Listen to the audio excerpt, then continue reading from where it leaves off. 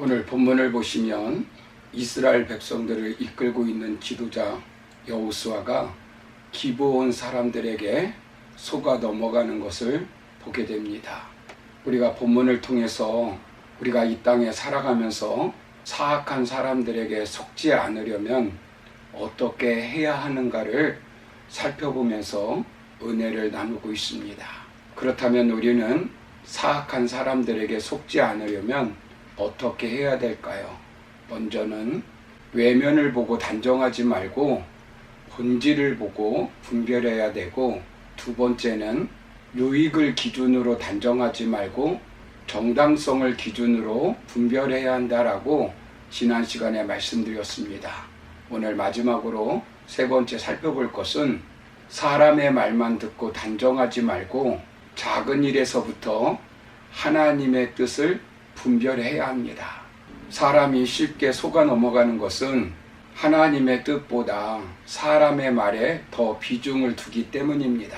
사탄이 하와를 속이려고 할 때 하와가 하나님께 나아가 한 번이라도 그 말이 사실인지를 물어보았다라면 속아 넘어가지 않았을 것입니다.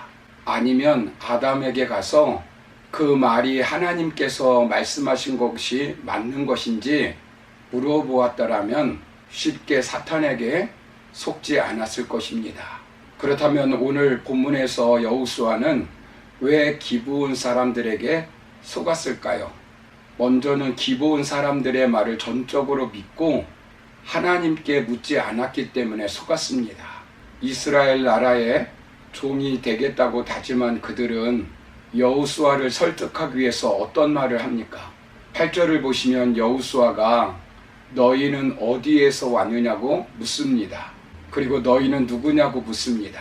자신들이 먼 나라에서 온 것처럼 헤어진 옷을 입고 헤어진 전대와 찢어져서 기운 가죽 부대, 낡아 기운 신을 신고 와서는 그것을 정당화시키기 위해서 변명을 합니다. 얼마나 말을 잘합니까? 너무 말을 잘하는 사람은 진실성을 의심해 보아야 합니다. 12절을 보시면 말랐고 곰팡이 난 것이 너무 먼 길을 와서 그랬다는 것입니다. 지금 새빨간 거짓말을 하고 있는 것입니다. 그것을 정당화시키기 위해서 사실보다 더 사실처럼 이야기하는 것입니다.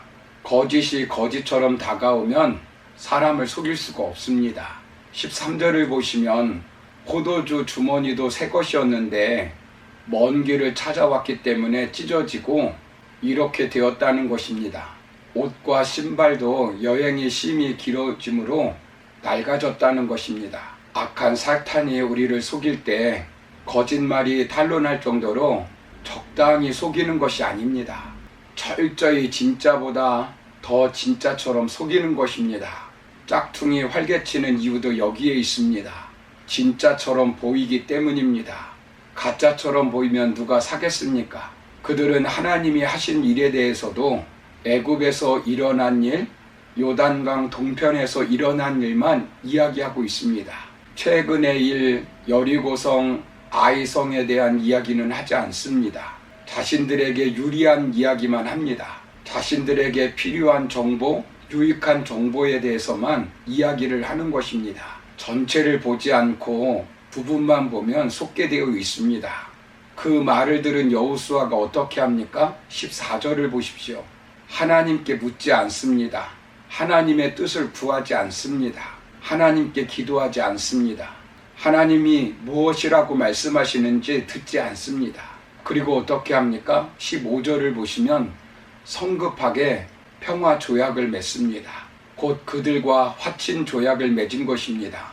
살려주고 언약을 맺습니다. 족장들이 그들에게 맹세합니다.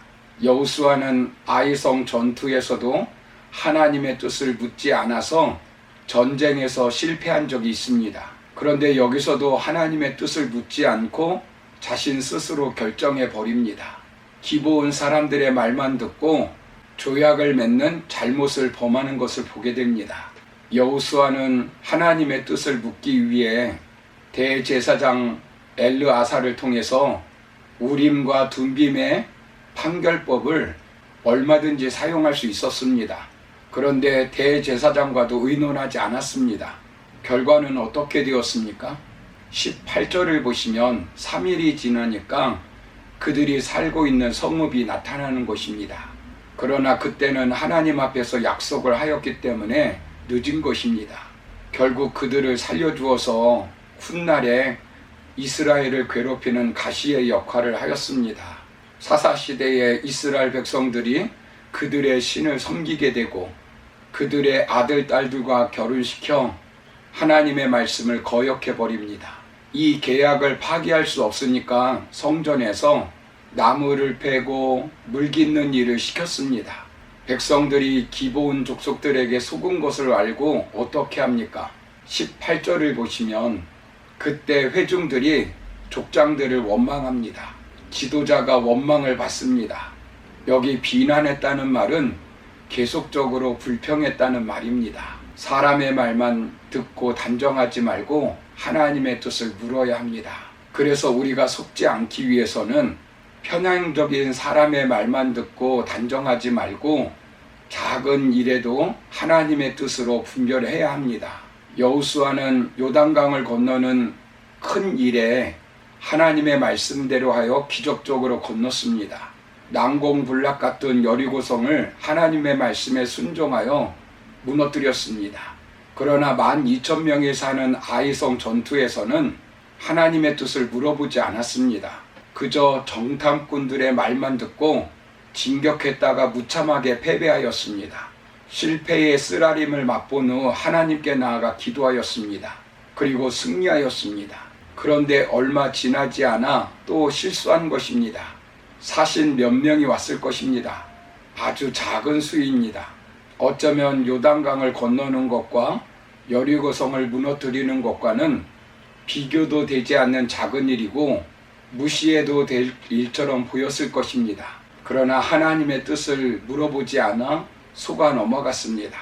사랑하는 성도 여러분, 우리는 작은 일에도 하나님의 뜻을 물어야 속지 않습니다. 작은 일이라고 무시하면 안 됩니다. 우리가 사탄에게 속지 않으려면 작은 말 한마디도 하나님의 뜻에 맞는가 분별해야 합니다. 작은 일에도 하나님께 나아가 기도해야 합니다. 모든 일은 작은 일에서부터 출발합니다. 큰 뚝도 작은 구멍에서 터지게 됩니다. 아주 사소한 것을 챙기는 것은 귀찮은 일처럼 보일 수 있습니다. 그러나 우리의 일상은 아침에 일어나고 밥을 먹고 일하고 잠자는 것들의 사소한 일의 연속입니다. 갑자기 큰 일이 일어나는 것이 아니고 바람처럼 스쳐가는 아주 작은 것들이 어느 날 구름이 되고 천둥이 되고 비가 되어 뿌려지는 것입니다.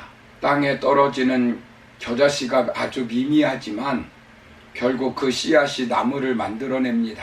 사소한 것 같지만 세상에서는 무시할 것이 없습니다. 사소한 것이 큰 차이를 만듭니다. 그러므로 편향된 사람들의 말만 듣고 단정하지 말고 전체를 보고 하나님의 뜻을 분별해서 하나님이 주신 사명을 감당하는 저와 여러분들의 삶이 되기를 주님의 이름으로 축원합니다. 감사합니다.